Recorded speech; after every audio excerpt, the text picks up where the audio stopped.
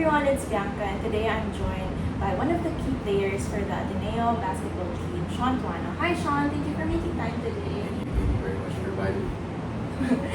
So Shawn, what first inspired you to pursue basketball? A lot of young athletes are looking up to you, and when did you realize it was something you wanted to take seriously?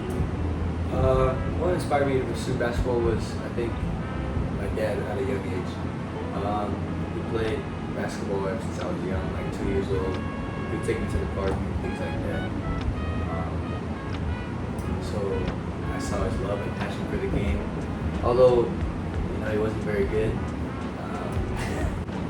I wanted to, sort of take in the steps and see what I could do with basketball. When did you realize it was something you wanted to take seriously? I think sophomore year of high school. Because before that I was cut from the varsity team and COVID happened actually. So once COVID happened, I remember I was like working, training every day from 7 a.m. to 11 a.m. And then I could feel myself getting better, so I knew that this might have been something I wanted to do actually. Okay, so Shawn, can you share one moment in your basketball journey that really tested your character? Since I know that basketball is just very competitive sometimes, right? And it can really bring you down on your knees. So was there a moment where you felt that your character was being tested to that? My freshman year of college basketball here in the UAP. As most of you guys know, freshmen don't really play a lot. And coming out of high school, especially from America, I was the best player at my school, so I thought that I'd play and get my opportunity. Hopefully, make my mark early in the league. But that didn't happen, and I sat on the bench all year, every game. Maybe I think I got 2 minutes of playing time the whole year, which was crazy to me back then. But of course, benefited 2020. I understand now why I didn't play, but back then it was hard for me to understand that. It tested my character because I didn't want to be like a bad teammate, someone who was always down. I didn't want to be someone who was too cocky to think that I should be on the floor. I should be. So Shawn, how is your relationship now with your teammates? Are you close with your team? Do you hang out with them often? Or what do you do ba? Ano ba kayo? Ginagawa ba kayo before training na something that you want to share with people na parang, di ba parang people kasi sometimes they look up to you guys so much na they view you parang as idols na they forget that sometimes you guys are human too. So parang may times ba na parang minsan nakakatawa? Ano ba yung mga moments na yun? I would say after practices, especially if we know we have a break the next day, we'll go out and we'll eat together at Tuano, JT's. No, I haven't been to JT's Manuka Grill, I think it's called. Okay. And then we'll go to some Filipino place where you can eat with your hands. I forget what it's called. I'm not sure what it's called anymore. But on the weekends, we'll all go hang out together outside. Not party, but hang out. Sometimes bowling, golfing. There's things like that.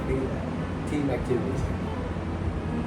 So parang may moments ba, Shawn, na you had to uplift your teammates kasi sobrang down nila?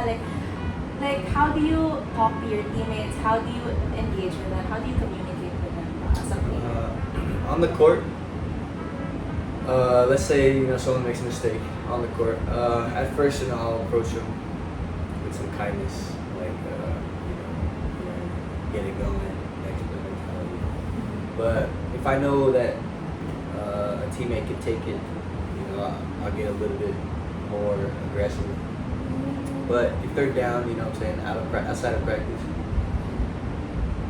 there's nothing really to it. It's practice is over, you just let go. So that's what I try to tell my teammates. You know, when you make mistakes, when practice is over, of course think about it, but don't bring it with you home. Don't bring it to the classroom or to the dorm.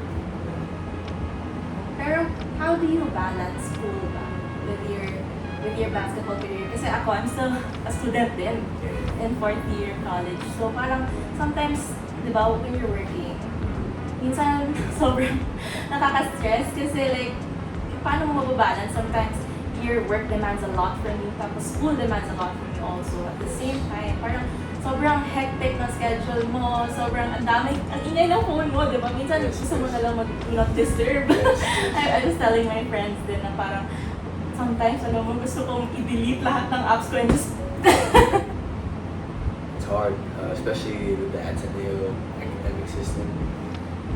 They don't let players off the leash. You know, we have to show up to class and things like that. So, well, basically my day starts at 6 a.m. Or 5 a.m. And I have skills training at 6. And then I have class at 8 from 8 a.m. to 12:30 p.m.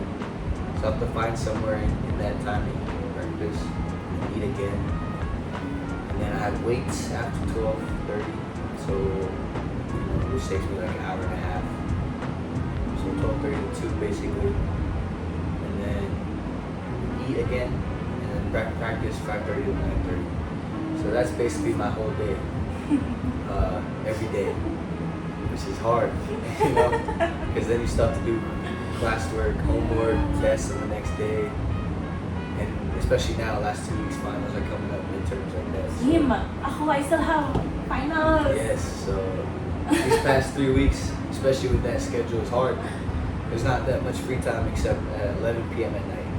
And by that time, you know, you want to sleep already. So you gotta wake up and do it all over again. So for a student athlete, there's really no time in the day. You just gotta schedule it and attend it. So Schedule it and attend. there's no real managing. It's just you gotta be there. So I think in terms of managing, it's you gotta make sure you get your sleep, of course. Because if you don't get your sleep the night before, the day after it's ruined already. And then I think you gotta start your day early to really take advantage of all the hours. But answering your question, I don't know how I manage it actually. I just, like I said, I schedule my day or my week ahead of time and I just do it. Okay, so last message, Shawn, for your viewers who look up to you so much, parang idol ka nila, what do you want to tell the younger children or the younger men or boys out there watching you right now? Parang gusto nilang maging ikaw. So parang, what do you want to tell them and to encourage them? To all the viewers out there, you guys have to know that it's hard. This path is not easy. It's something that takes day in and day out.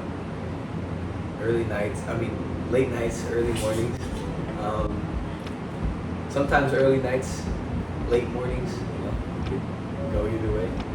But if you really want to make your dream come true, it takes you giving everything. There's no day that you can waste because there's someone out there that's working, you know, and all these things you see online. You may think it's cliche, but it's actually real. Just because you're not working that day doesn't mean somebody else isn't. What you may have today, somebody doesn't have. And that's just motivation for them to beat you. And you always have to realize that. And you always have to keep that in mind, that someone doesn't have as much as you. And that's just enough for them to beat you. So you need to take advantage of every day, really work hard, and pray that you can make it. Okay, so thank you so much, Shawn, for making time, for sharing inspiring truths to young athletes watching you right now. See you guys soon. Bye! Thank you. Oh my goodness.